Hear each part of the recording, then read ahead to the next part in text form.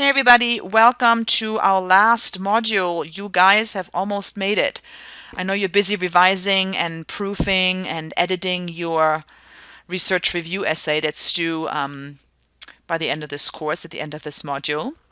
So today, our last session is really focused on giving you some extra tools on revision editing and proofreading. So the one thing I want to look at with you today has to do with longer sentences and ways to break them down. So I'm going to take you to some examples similar to the ones that you had in the reading for today. The reading for today came from the same author. You see the image right here, Aidan Walwork, English for Research, Usage, Style, and Grammar. He has published several books on, particularly for research writers, PhD students, faculty, researchers in general, for whom English is not the first language. But that doesn't mean that these aren't useful even for native speakers. And some of the examples in there are just really powerful. So let's look at an example of a long, unwieldy sentence. I'm going to take this out here in a second.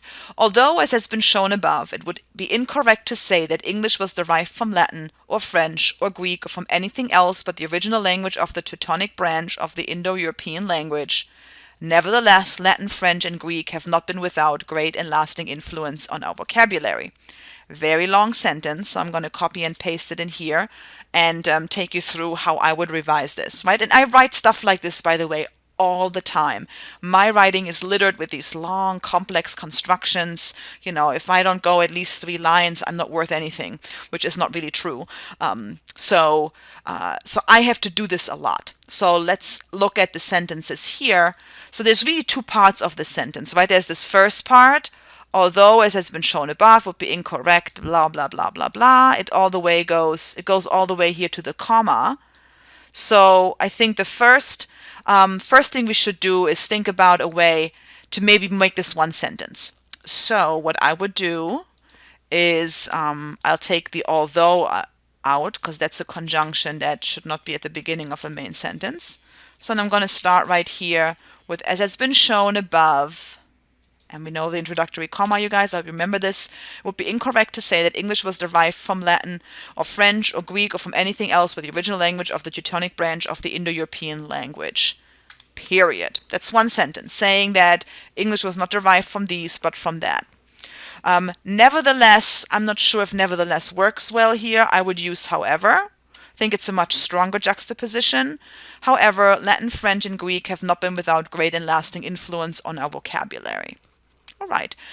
You could also do the however with a semicolon here. Either version is fine. Period, capital however, semicolon, lowercase however. It's still a little unwieldy, right? And technically, if you put a semicolon, it's still one long sentence, but at least it breaks it up for the reader a lot more cohesively. So I'm going to take this version again and do some more with this. So if I look at this first part of the sentence, the as has been shown above would be incorrect to say that English was derived from Greek or from anything else. It seems to me like the main idea here, let me highlight this again. The main idea here is really that English does not come from the Teutonic branch of the Indo-European language, right? This is sort of the main idea. So, and then the second sentence tells me that Latin, French, and Greek have not been without great and lasting influence on our vocabulary. But I want to first establish the idea of, okay, this is where the language actually comes from. That's really I find that is the main idea. So what I would do is I would take all of this stuff out. So as has been shown above, I would just say English was derived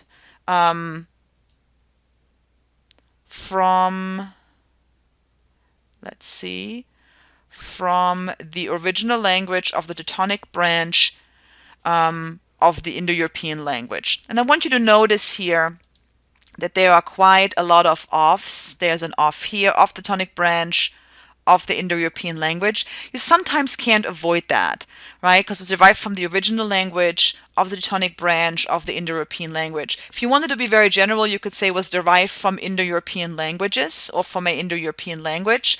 But you probably need this detail about its original language is of Teutonic branch of the larger Indo-European language family.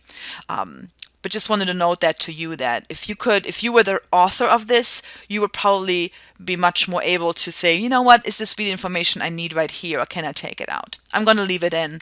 And then stay with, however, Latin, French, and Greek have not been without great and lasting influence on our vocabulary. So comparing the word count, this one here has, let's see, 54 words. And this one has 36. So this is a great suggestion also, particularly when you're publishing or you're writing within a particular limit. To make cutting down longer sentences can help you cut down overall content in your writing. So let's look at one more example, and this comes from a real life example from a client of mine I've worked with earlier this year on a publication which is accepted for publication. She is in the she's faculty in the physical therapy department, in the Department of Physical Therapy here, and she wrote a review about whole body vibrations for people with spinal cord injury. And by the way, SCI is the abbreviation for spinal cord injury, because the example uses the abbreviation because it comes later in the text after she has already established SCI is that particular abbreviation. So and this is a typical example of a sentence that actually is constructed really well. This one has 38 words, so it's not really too long, right? It's a little on the longer side, but it works. As recent evidence demonstrates that the areas of greatest bone loss post-SCI are the distal femur and proximal tibia, it may be useful to repeat the study investigating these most depleted areas and including a control group. So it's obviously critique of some work that she has reviewed. So if I wanted to break this down into 2 sentences, which we can definitely do. So again, we have, just to highlight this again for you guys, we have right here, right here, this part kind of can stand on its own, right? So if I just take out the as and just go with recent evidence demonstrates that the areas of greatest bone loss post-CSI are the distal femur and proximal tibia. And I put a period there, okay? And then the next sentence is, it may be useful to repeat the study investigating these most depleted areas and concluding a control group. I would actually add a as a result, or you could say therefore. That's another option. As a result, I'm going to put this in here. Therefore, it may be useful to repeat the study investigating these most depleted areas and including a control group. These transition expressions here, the one that you see, let me highlight this for you a little bit more clearly. Transition expressions such as a result, therefore, can be extremely useful. I'm going to put a circle around for this. These are really, really useful when you're breaking up a longer sentence that is connected or that the parts are connected.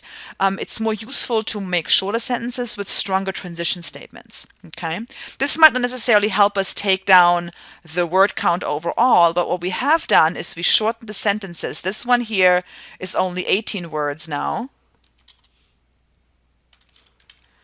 18 words, and this one here is 21 words. I'm just using my word counter here.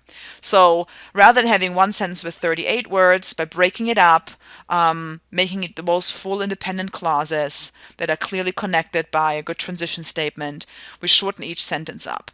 Again, we gain a little bit of words because we gain actually, let me see, 20, 30, 39. So we gain 1 word. Which is not that big of a deal. So if you're looking to cut down, this example is really not so much about cutting the word count down, but cutting the sentence structure down. The added benefit often is, as I'm going to go back to it for a second, the previous example, right? We had 54 words here and 36 words here. The added benefit here is we also cut down words.